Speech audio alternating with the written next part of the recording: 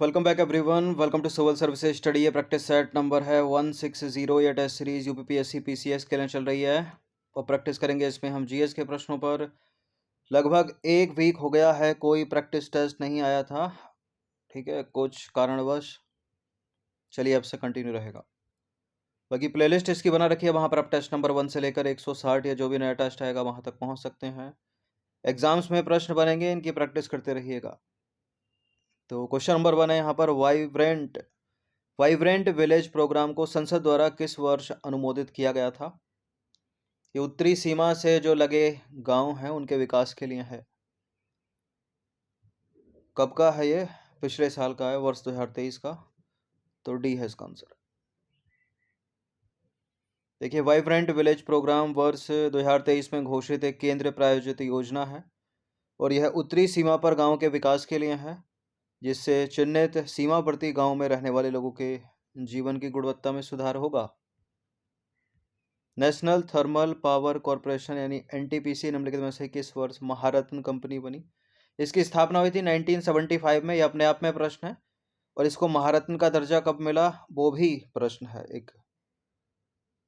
तो वर्ष 2010 में इसको महारत्न का दर्जा मिला और 1975 में इसकी स्थापना हुई। National thermal power corporation NTPC Bharat का सबसे बड़ा ऊर्जा समूह है, जिसकी स्थापना हुई थी 1975 में। भारत में विद्युत विकास को गति देने के लिए की गई थी और नेशनल थर्मल पावर कॉरपोरेशन मई 2010 में एक महारत्न कंपनी बन गई। ये भी एग्जाम्स में प्रश्न आ जाते हैं, कुछ कंपनियों के नाम 4-5 दे देगा कि इनमें से कौन सी महारत्न है उसको छांटिए, कौन सी मिनी रत्न है उसको छांटिए। National Green Tribunal NGT. Question number 3, राष्ट्रीय हरित अधिकरण अधिनियम कब बनाया गया था? एनजीटी एक्ट पे कई बार प्रश्न बना एग्जाम में, 2010 का है ये है इसका आंसर। राष्ट्रीय हरित अधिकरण की स्थापना वर्ष 2010 में हुई थी और राष्ट्रीय हरित अधिकरण यानी एनजीटी इंग्लिश में बोलते हैं नेशनल ग्रीन ट्रिब्यूनल की स्थापना 18 अक्टूबर 2010 को एनजीटी अधिनियम 2010 के तहत किसी भी पर्यावरण विवाद से निपटने के लिए एक विशेष निकाय के रूप में की गई थी, जिसमें बहु अनुशासनात्मक मुद्दे शामिल थे। और इसका गठन राष्ट्रीय पर्यावरण अपीलीय प्राधिकरण के स्थान पर किया गया था और यह भारतीय संविधान का जो अनुच्छेद 21 है उससे प्रेरणा लेता है, जो भारत के नागरिकों को एक स्वस्थ वातावरण प्रदान करने का आश्वासन देता है। जो का मतलब है अनुच्छेद 21। नेशनल ग्रीन ट्रिब्यूनल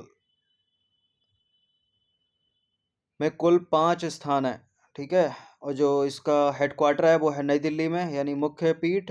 बाकी भोपाल में है, पुणे में है, नई दिल्ली में है, कोलकाता और चेन्नई में। वो इनमें जो नई दिल्ली है वो बैठने का मुख्य स्थान है यानी हेडक्वार्टर। शिक्षा का अधिकार अधिनियम किस वर्ष स्थापित किया गया था? ये तो 2009 का है, सभी को पता होगा इसका आंसर। तो शिक्षा का अधिकार अधिनियम वर्ष 2009 में स्थापित किया गया था। क्वेश्चन नंबर 5 पर आ जाइए। मैंग्रोव पारिस्थितिकी तंत्र को संकट में डालने वाले वायु प्रदूषण पर हाल ही में किस संस्थान द्वारा अध्ययन किया गया है? इसका उत्तर है आईआईटी कानपुर, सी है इसका आंसर। बोस इंस्टीट्यूट कोलकाता और भारतीय प्रौद्योगिकी संस्थान आईआईटी कानपुर के प्रमुख वैज्ञानिकों द्वारा संयुक्त रूप से किए गए अध्ययन के अनुसार वायु प्रदूषण सुंदरबन के लिए बहुत बड़ा संकट है, ठीक है। क्वेश्चन नंबर 6 पर आ जाइए। राज्य और केंद्र शासित प्रदेशों में से निम्नलिखित में से किसमें कुल मैंग्रोव आवरण के अंतर्गत क्षेत्र का प्रतिशत सबसे अधिक है? किसमें है सबसे ज्यादा? है पश्चिम बंगाल में ही है, ए है इसका आंसर। देखिए, राज्यों और केंद्र शासित प्रदेशों में पश्चिम बंगाल में कुल मैंग्रोव कवर क्षेत्र का प्रतिशत सबसे अधिक है। भारत में वामपंथी उग्रवाद की उत्पत्ति किस वर्ष हुई थी? सीधे सीधे प्रश्न बनते हैं इस तरह के वर्ष को लेकर एग्जाम्स में पीसीएस में। 1967, 1967। भारत में वामपंथी उग्रवादी आंदोलन की शुरुआत हुई थी वर्ष 1967 के पश्चिम बंगाल में नक्सलबाड़ी के उदय के साथ हुई। हाल ही में हिंदुस्तान कॉपर लिमिटेड के अधिकारियों के खदान में फंसे होने की घटना कहाँ देखने को मिली? खेतड़ी कॉपर कॉम्प्लेक्स में, कोलिहाल खाद्यान्न में, नीम का थाना जिला जयपुर में। राजस्थान में हुई है ये घटना, राजस्थान में नीम का थाना जिले में, लेकिन उसमें भी जो कोलिहाल खाद्यान्न है उसमें, तो इसमें सी भी सही है, बी भी सही है, लेकिन सबसे अच्छा उत्तर जो है इस तरह के प्रश्न आए तो बी है उसका। ठीक है, कोलिहाल खाद्यान्न में घटना घटी, हिंदुस्तान कॉपर लिमिटेड के अधिकारी खाद्यान्न में फंस गए और ये जगह है राजस्थान के नीम का थाना जिले में। हिंदुस्तान कॉपर लिमिटेड के अधिकारियों के फंसे होने की घटना राजस्थान के कोलिहान खाद्यान्न में हुई और ये जो खाद्यान्न है वो हिंदुस्तान कॉपर लिमिटेड के स्वामित्व में है और नीम के थाना जिले में स्थित है राजस्थान में। क्वेश्चन नंबर 9 पर आ जाइए। उत्तराखंड के मुख्यमंत्री पुष्कर सिंह धामी द्वारा शुरू किए गए पिरुल लाओ पैसे पाओ मिशन का उद्देश्य क्या प्राप्त करना था? उत्तराखंड के वन क्षेत्रों में पर्यटन को बढ़ावा देना, चीड़ के पेड़ों से लकड़ी की निरंतर कटाई को प्रोत्साहित करना, या वनाग्नि को रोकने के लिए स्थानीय ग्रामीणों और युवाओं को चीड़ के पेड़ की पत्तियां एकत्रित कर लाने को प्रोत्साहित करना, या हाल ही में वनाग्नि से प्रभावित क्षेत्रों की क्षतिपूर्ति के लिए पुनर्वनीकरण कार्यक्रम लागू करना। पिरुल लाओ पैसे पाओ, ये इंपॉर्टेंट है, उत्तराखंड पीसीएस में भी प्रश्न बनेगा इसके ऊपर। यह है चीड़ के पत्तों से रिलेटेड, मतलब वनाग्नि को रोकने के लिए स्थानीय ग्रामीणों और युवाओं को चीड़ के पत्तों की पत्तियां एकत्रित कर लाने को प्रोत्साहित करना, जो कि वनाग्नि का कारण बन रहे हैं। सी है इसका आंसर। उत्तराखंड के मुख्यमंत्री पुष्कर सिंह धामी द्वारा शुरू किए गए पिरुल लाओ पैसे पाओ मिशन का उद्देश्य स्थानीय ग्रामीणों और युवाओं को वनाग्नि को रोकने के लिए देवदार के पेड़ के पत्ते इकट्ठा करने हेतु प्रोत्साहित करना है, यानी चीड़। क्वेश्चन नंबर 10 पर आ जाइए। मैदानी और पहाड़ी क्षेत्रों में, ये प्रश्न इंपॉर्टेंट है, मैदानी और पहाड़ी क्षेत्रों में हीट वेव अलर्ट जारी करने के लिए, ठीक है, मैदानी और पहाड़ी क्षेत्रों में हीट वेव अलर्ट जारी करना है तो भारत मौसम विज्ञान विभाग करेगा। तो भारत मौसम विज्ञान विभाग ने कौन सा मानदंड जो है वो प्रयोग किया है इस पर, या कौन सा मानदंड प्रयोग करता है? कब माना जाए, कितना न्यूनतम टेम्परेचर हो जाए कि हीट वेव मानी जाएगी? पहाड़ी क्षेत्रों में बताइए, मैदानी क्षेत्रों में भी। मैदानी क्षेत्रों में न्यूनतम तापमान 40 डिग्री सेल्सियस, पहाड़ी क्षेत्रों में न्यूनतम तापमान 30 डिग्री सेल्सियस, इतना अगर हो जाए वहाँ पर तो हीट वेव मानी जाएगी। ठीक है, या अधिकतम 40 डिग्री सेल्सियस और पहाड़ी क्षेत्रों के लिए 30 डिग्री सेल्सियस, मैदानी क्षेत्रों के लिए 45 है, पहाड़ी क्षेत्रों के लिए 35 है अधिकतम, और न्यूनतम है 45 डिग्री सेल्सियस और पहाड़ी क्षेत्रों के लिए 35 डिग्री सेल्सियस। देखिए, भारत मौसम विज्ञान विभाग हीट वेव अलर्ट जारी करेगा यदि मैदानी क्षेत्रों के लिए कम से कम न्यूनतम तापमान, मतलब उतना पहुंच जाए कि 40 डिग्री सेल्सियस हो जाए मैदानी क्षेत्रों के लिए, पहाड़ी क्षेत्रों के लिए 30 डिग्री सेल्सियस हो जाए। तो ए है इसका आंसर। ठीक है, न्यूनतम तापमान कितना चाहिए? 40 डिग्री सेल्सियस पहाड़ मैदानी क्षेत्रों के लिए हीट वेव जारी करने के लिए, पहाड़ी क्षेत्रों के लिए 30 डिग्री सेल्सियस। तो भारत मौसम विज्ञान विभाग यानी आईएमडी मैदानी और पहाड़ी दोनों क्षेत्रों के लिए हीट वेव अलर्ट जारी करता है जब किसी स्थान का अधिकतम तापमान मैदानी इलाकों में कम से कम 40 डिग्री सेल्सियस या उससे अधिक एवं पहाड़ी क्षेत्रों में कम से कम 30 डिग्री सेल्सियस या उससे अधिक तक पहुंच जाता है। खेतड़ी कॉपर कॉम्प्लेक्स कौन सा पर्वत श्रृंखला के अंतर्गत है? कौन सी पर्वत श्रृंखला के अंतर्गत है? यह राजस्थान में है, तो राजस्थान में तो इनमें से अरावली रेंज ही है, तो डी है इसका answer. Khetri copper complex Aravalli range की तराई में स्थित है और अरावली रेंज भारत में एक महत्वपूर्ण भूवैज्ञानिक विशेषता है जो राजस्थान में हरियाणा और गुजरात राज्यों तक फैली हुई है। अब वो मैदानी और पहाड़ी क्षेत्रों के लिए था वो प्रश्न, यह है तटीय क्षेत्रों के लिए हीट वेव। तटीय क्षेत्रों में सामान्य तापमान और वास्तविक अधिकतम तापमान से विचलन के आधार पर हीट वेव का वर्णन कब किया जाता है? तो मैदानी क्षेत्रों के लिए न्यूनतम 40 डिग्री सेल्सियस था, पहाड़ी क्षेत्रों के लिए 30 डिग्री सेल्सियस, उतना हो जाए तो हीट वेव अलर्ट जारी करेगा भारत मौसम विज्ञान विभाग। और तटीय क्षेत्रों के लिए है 37 डिग्री सेल्सियस या अधिक, 37 डिग्री सेल्सियस या उससे अधिक के वास्तविक अधिकतम तापमान के साथ सामान्य से 4.50 डिग्री सेल्सियस या अधिक का विचलन। ठीक है, तो 37 डिग्री है तटीय क्षेत्रों के लिए, याद रखिएगा।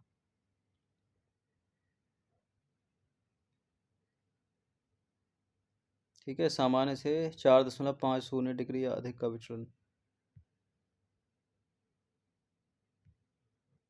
देखिए, तटीय क्षेत्रों में जब अधिकतम तापमान विचलन से 4.50 डिग्री सेल्सियस अथवा इससे अधिक होता है तो इसे हीट वेव कहा जाता है।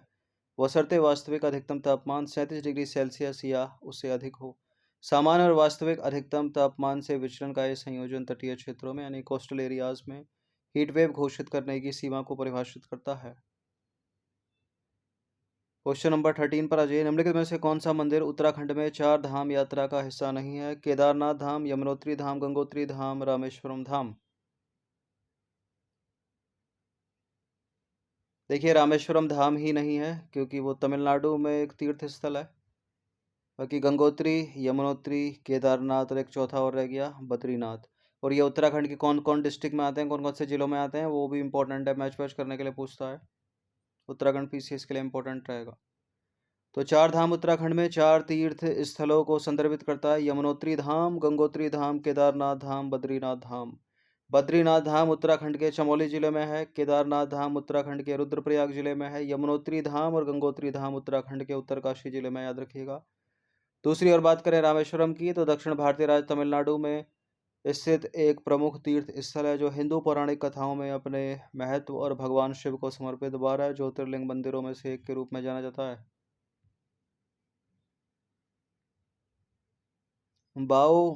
बाओबाब वृक्ष, एक बाओबाब वृक्ष निम्नलिखित में से किस देश की मूल प्रजाति है? ये बाओबाब वृक्ष चाइना, अफ्रीका, कनाडा, निकारागुआ। ये अफ्रीका की मूल प्रजाति है, बी है इसका आंसर। बाओबाब पर्णपाती वृक्ष है जो अफ्रीका की मूल प्रजाति है और इनकी ऊंचाई होती है 5 से 20 मीटर तक। सभी को पता होगा इसका आंसर। वन्यजीव संरक्षण अधिनियम किस वर्ष अधिनियमित किया गया था? ये पूछे जाते हैं, वन्यजीव संरक्षण कब का, वन संरक्षण कब का, पर्यावरण संरक्षण कब का, प्रोजेक्ट टाइगर कब आया, प्रोजेक्ट एलिफेंट कब आया, सबको याद रखिएगा। वन्यजीव संरक्षण अधिनियम है 1972। तो वन्यजीव संरक्षण अधिनियम वर्ष 1972 में अधिनियमित किया गया था और इसे देश के वन्य जीवों को सुरक्षा प्रदान करने, अवैध शिकार, तस्करी, अवैध व्यापार को नियंत्रित करने के उद्देश्य से लागू किया गया था। मेरी लाइफ ऐप निम्नलिखित में से किस मंत्रालय द्वारा लॉन्च की गई है? मेरी लाइफ एप्लीकेशन को किस मंत्रालय ने लॉन्च किया है? जल शक्ति मंत्रालय, जनजातीय कार्य मंत्रालय, कृषि एवं किसान कल्याण मंत्रालय, पर्यावरण वन और जलवायु परिवर्तन मंत्रालय इसका आंसर है। देखिए, पर्यावरण वन और जलवायु परिवर्तन मंत्रालय ने विश्व पर्यावरण दिवस यानी 5 जून से पहले जलवायु परिवर्तन हेतु युवाओं को एकजुट के लिए मेरी लाइफ नामक मोबाइल एप्लीकेशन लॉन्च किया। मेरी लाइफ एप्लीकेशन का उद्देश्य है दैनिक जीवन में सरल कार्यों के प्रभाव पर जोर देकर पर्यावरण को बचाने में नागरिकों, विशेष रूप से युवा लोगों की शक्ति का प्रदर्शन करना। तो मिनिस्ट्री याद रखिएगा क्या है ये। क्वेश्चन नंबर 17, दहीकला, गफा, लेजिम, नकटा, कोली और दशावतार निम्नलिखित में से किस राज्य के प्रसिद्ध लोक नृत्य हैं? ये मध्य प्रदेश के, गुजरात के, आंध्र प्रदेश के या महाराष्ट्र के? महाराष्ट्र के। लावणी, दहीकला, तमाशा। लावणी से तो पहचान ही जाते, ऑप्शन में था ही नहीं। ठीक है, धनगढ़ी, धनगढ़ी गाजा, डिंडी, गफा, लेजिम, नकटा, कोली और दशावतार, ये सारे के सारे महाराष्ट्र के प्रसिद्ध लोक नृत्य हैं। क्वेश्चन नंबर 18 पर आ जाइए। लाइट डिटेक्शन एंड रेजिंग या लाइडर क्या है? बैलिस्टिक मिसाइलों को नष्ट करने हेतु एक मिसाइल रक्षा प्रणाली है। लेजर के प्रयोग द्वारा किसी वस्तु की पूर्ण 3D छवि तैयार करने की विधि या पृथ्वी की सतह पर किसी वस्तु की सटीक दूरी के मापन हेतु रिमोट सेंसिंग विधि है। यह प्रक्षेपात रक्षा प्रणाली की प्रभावकारिता के संसूचन की क्रियाविधि है। क्या है ये? इंपॉर्टेंट रहते हैं इस तरह के प्रश्न। चलिए, डी नहीं है इसका आंसर और बी भी नहीं है इसका आंसर। ए है या सी है? इसका आंसर ऑप्शन नंबर सी, पृथ्वी की सतह पर किसी वस्तु की सटीक दूरी के मापन हेतु रिमोट सेंसिंग विधि, लाइडर।